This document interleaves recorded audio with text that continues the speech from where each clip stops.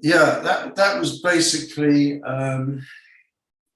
Tony Wright did the did a series of covers which were all line images, but with a kind of color. So it was a kind of line image of the color. They were kind of fairly basic, and they were we saw those in the UK office. And to be honest, I wasn't that blown away by them. I kind of just thought this is kind of there's no it could be better than this. I thought, and I came up with this idea, which was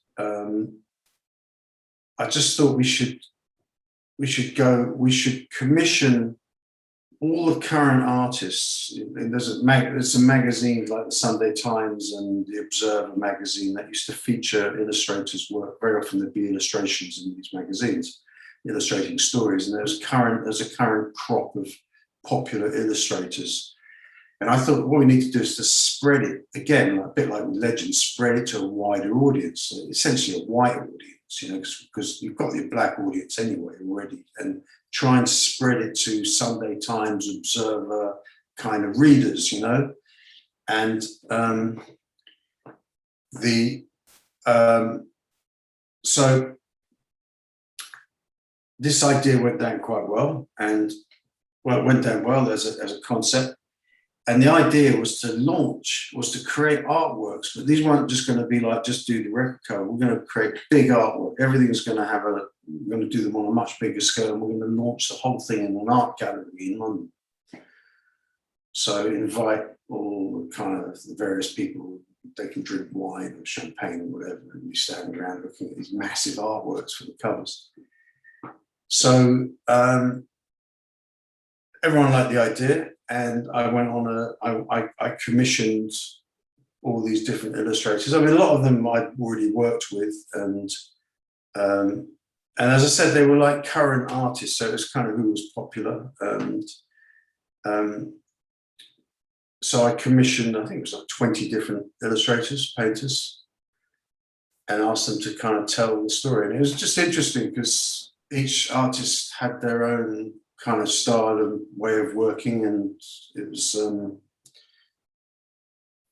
one of the guys, this guy called Brian Grimwood, who used to do these very kind of loose drawings. He did a Burning Spear cover, and I remember turning up because Brian was so proficient in his work. I remember turning up and he hadn't even started it, and he said, "Sit down, I'll do it while you wait." I mean, this is like confident, and he could knock out 2 or 3 illustrations a day, this guy. And he was just, I was having a cup of tea, and he was, how's it going? And he was just painting this thing. It was kind of like amazing. He did it so quickly. And, I went away with the art, let it dry, and then went out the door with that. He was amazing. There's a guy called Paul Leith that did a Third World cover. I asked him to do some visuals, and the visuals came back. And, I mean, I loved his work, but the visuals were really, he said, "I don't really do visuals." And I said, "Well, no, I need to see a visual first before you go ahead and do the artwork." And I remember he sent me through this thing, and it wasn't great.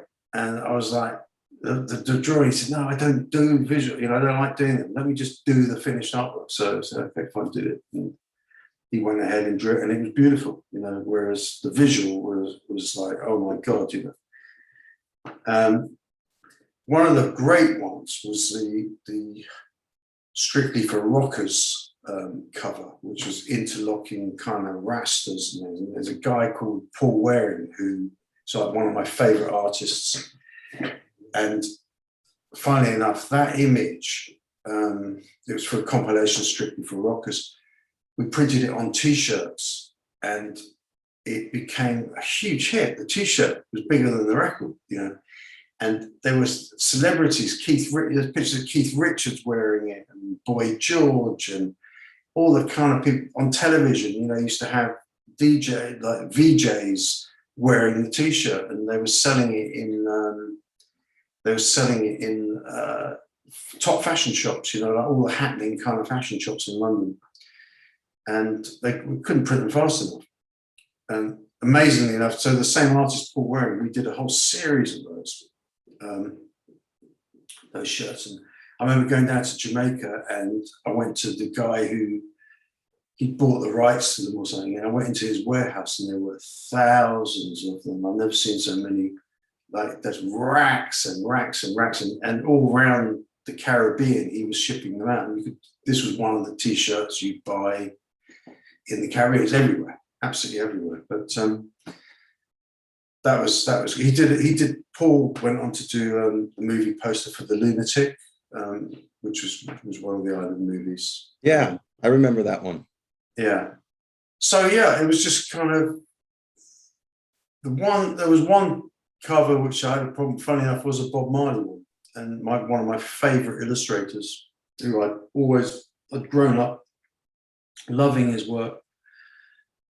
And I got him to do an illustration of Bob Marley. And I finally got to commission him, you know. It was a great honor to commission this guy.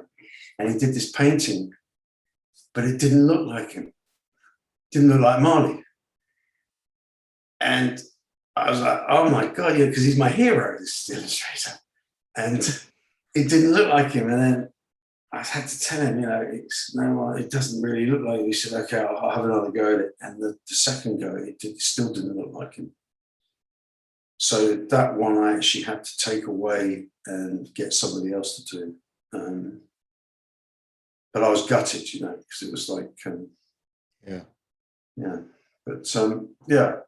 So I'm just spotting. I mean, I can just see my thumb there. I'm so underlit. It's like kind of looks like a Hammer horror thing, you know. But